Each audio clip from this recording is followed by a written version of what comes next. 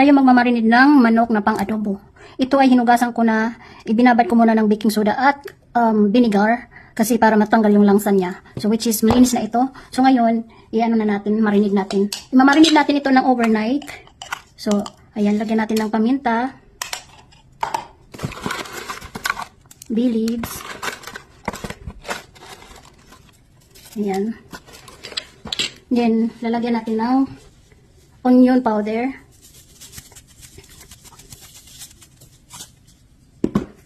Then garlic powder. Then lagyan natin ng suka. Okay. Then lagyan natin siya ng soy sauce.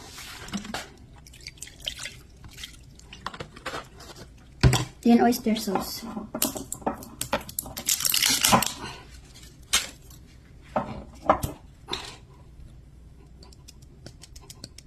Tansya lang to guys. Tansya lang ang ating pang-marinade. Nilagyan natin ng sugar. Alright. Then haluin natin.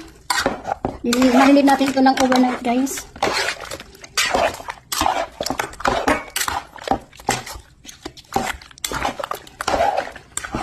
Bukas ako maglalagay ng fresh onion and garlic.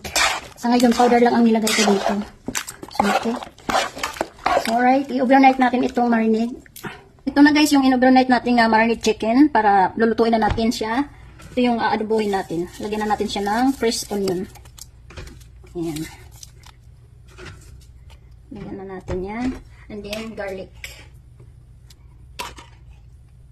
Okay na yung garlic. Haluin na muna natin.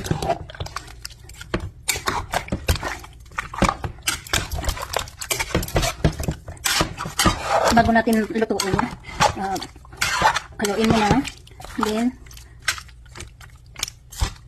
pakuluan natin ito ng 1 hour. Ayan. Lutuin natin ng 1 hour to guys. Kasi marami ito guys. Oh.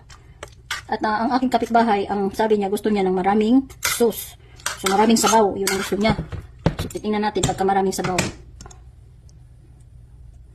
Kita-kipan na natin yan siya para lutuin na. Okay. Okay.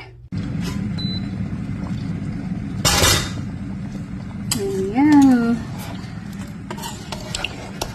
Daming sabaw guys kasi gusto ng kapitbahay ko yung maraming sabaw. Ayan. Luto na to pero paanahin ko lang ng kunti pa. Yung palaputin ba ng kunti. Gusto ng ng kapitbahay maraming sabaw daw. Kasi gusto niya yung nilalagay sa kanin. So which is ready na ito. Pick upin na lang. Ito yung in-order niya. Ang dami oh. Then lagyan natin guys ng pork flavor. Ayan. Ang kulasa lang siya guys. Kaya wala tayong magic sarap. Kaya ginagamitan ko na lang muna siya ng ng pork flavor.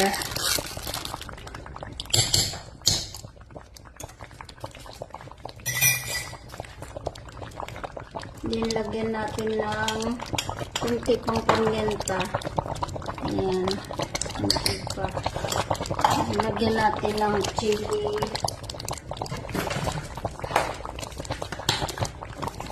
Lagyan natin ng chili flakes.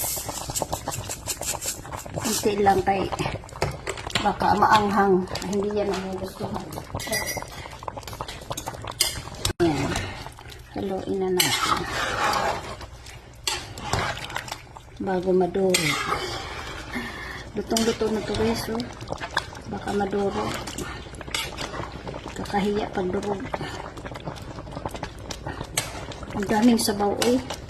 Sinadya ko ito guys na madaming sabaw kasi yan ang request ng kapitbahay. Pipick upin niya ito ngayong hapon. I guess mayroon sila atang party. So, ayan guys. Luto na yan. Hindi ko pwedeng tikman kaya hindi ako kumakain ng manok. So, okay na yan.